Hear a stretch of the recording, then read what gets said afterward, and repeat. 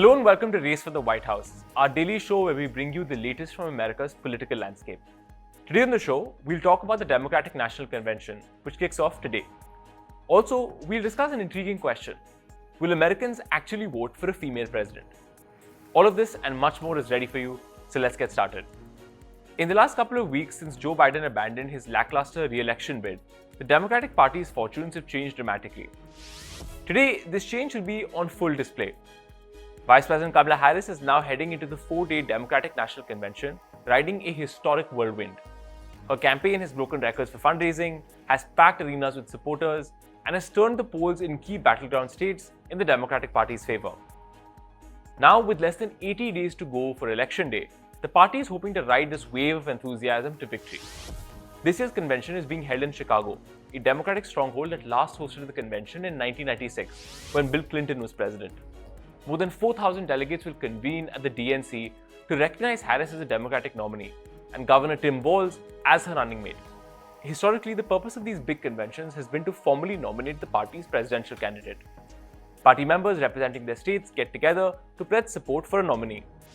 But this year, the Democrats have already done that, because laws in the state of Ohio meant that the convention was happening too late to meet a deadline in that state. So, delegates certified Kamala Harris as the nominee via a virtual roll call earlier this month. Tim Walz has also already been certified as the party's candidate for the vice presidency. Now, as always, the Democratic Party's heavyweights will take the stage in Chicago. On Monday, President Joe Biden is scheduled to deliver the keynote address. First Lady Jill Biden is also scheduled to speak on the first night of the DNC. Other confirmed convention speakers include former Presidents Barack Obama and Bill Clinton, former Secretary of State Hillary Clinton, and former First Lady Michelle Obama. Harris is expected to give a headline speech on the final night of the convention. The Vice President has also gained a lot of momentum due to a string of polls that show her in the lead over her Republican rival Donald Trump. However, pollsters and strategists from major parties have warned that the sugar high of Harris's initial surge will eventually wear off.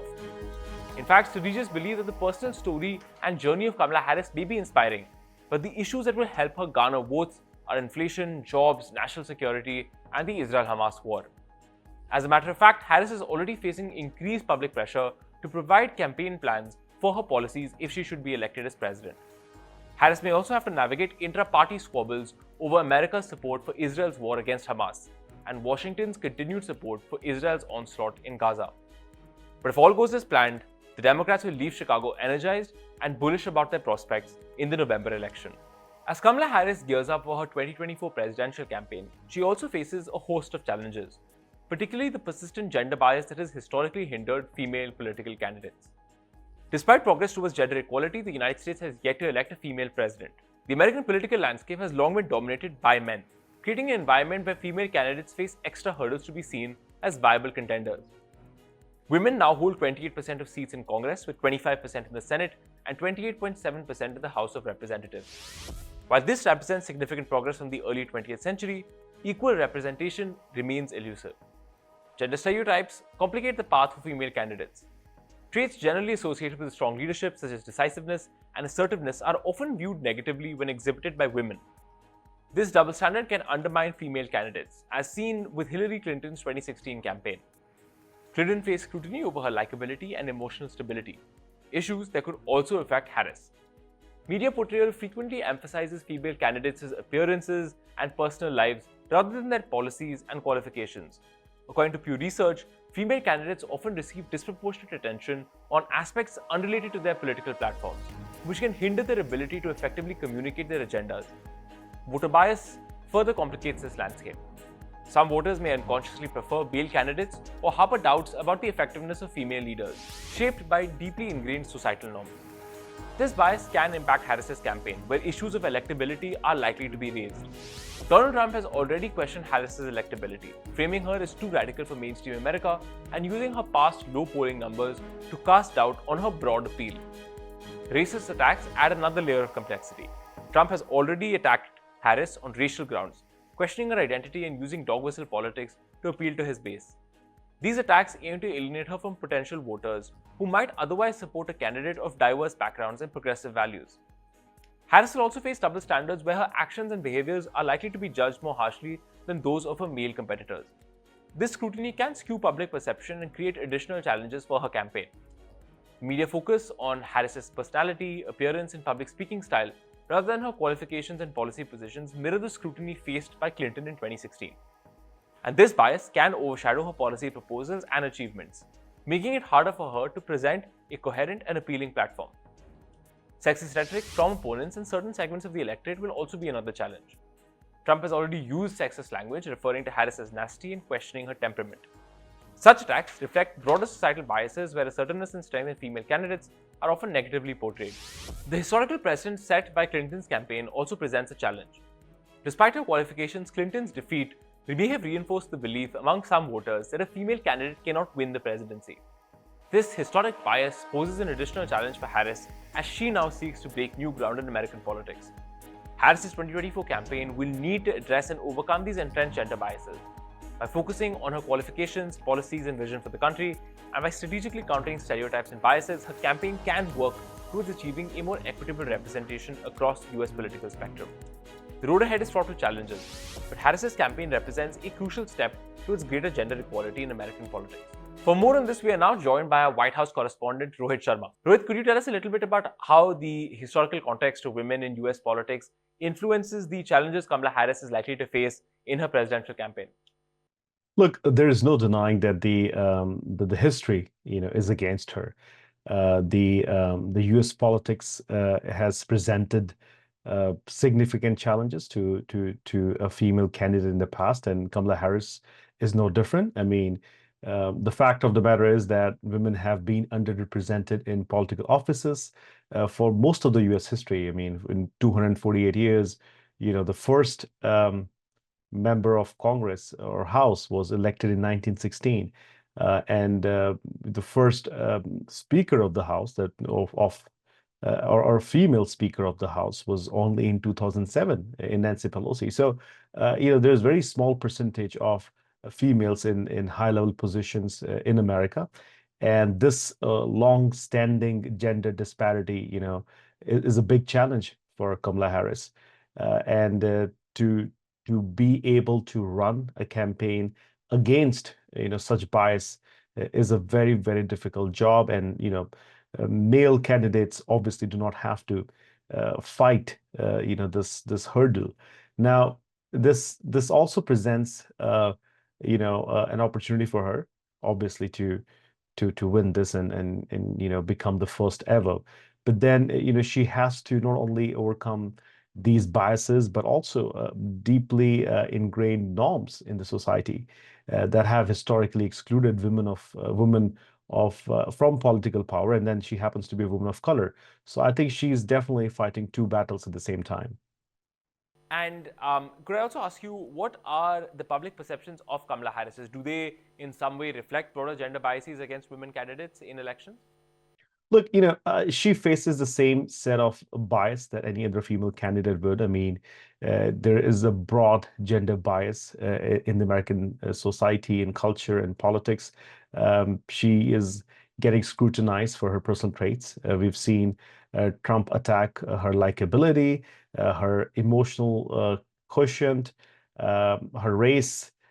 He's mocked her cackle. I mean, and that, like, those are the stuff that takes away from her policy position and her qualifications, and that's the larger challenge when there's a female candidate on the presidential ticket.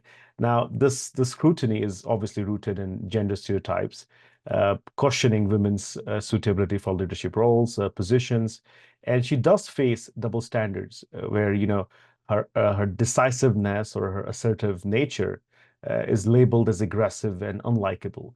So, I mean, these biases obviously shape voter attitudes in making it very challenging for Kamala Harris to be perceived as a strong and a capable leader. Right. And if I could ask you one final question on this issue, which is, what strategies do you think Kamala Harris can employ to break this glass ceiling and to overcome these gender biases in her presidential campaign? Well, look, America did come very close to break the glass ceiling in 2016, and she has to learn from Hillary Clinton's campaign, and she has to employ lessons learned and different strategies to be able to break the glass ceiling. Now, she can and she should absolutely focus on her qualification, her achievements. And look, she was a district attorney in California. She was an attorney general of California, a senator, and a vice president. And she needs to remind voters of her, capabilities as a leader and her achievements, and sort of draw attention away from the attacks that we're seeing on the campaign trail. She also has to be able to, work, or I should say, showcase her leadership skills on non-traditional media platforms, and be it TikTok or Instagram, and connect directly with the voters. I think she has to do that to be able to, sort of counter the media scrutiny that she will get as a female of color running for office. So she definitely has to do that. And then she has to work on, building this diverse coalition that we talk about, so that, her campaign can be built around people of color and females and suburban voters, and those traditionally Democratic voters. And she has to do that to be able to counter some of this negative stereotypes that are attached, unfortunately attached to a female candidate, especially against Donald, when she's running against Donald Trump, who would exploit each and every opportunity to label her as, incapable, and would not stop at attacking her race and gender. So it is a difficult task and a very difficult ask for Kamala Harris, but she's on top of the ticket, and she has to follow this path, and possibly, if she wins the election, will finally have a known pathway for a female candidate to the White House. Right, thanks so much for your time, Rohit. Thanks for having me. Now, time for some quick updates that you might have missed from the political landscape in America. A crowd of roughly 1,000 pro-Palestinian protesters marched through Chicago ahead of the start of the Democratic National Convention on Monday. These agitators chanted "Free Palestine" and shut down the DNC. Calling themselves Delegates Against Genocide, this pro-Palestinian group says it will exercise its freedom of speech rights during the 4-day convention. This comes as dozens of Muslim delegates in the United States Congress are pressing for an arms embargo against Israel this week. Moving on, Vice President Kamala Harris called for a ceasefire deal in Gaza during her campaign trip in Pennsylvania. Diplomatic efforts to halt the Israel-Hamas conflict and secure a deal to return hostages held in Gaza have intensified in the last few days. Diplomatic efforts to halt the Israel-Hamas conflict and to secure a deal to return hostages held in Gaza have intensified in recent days.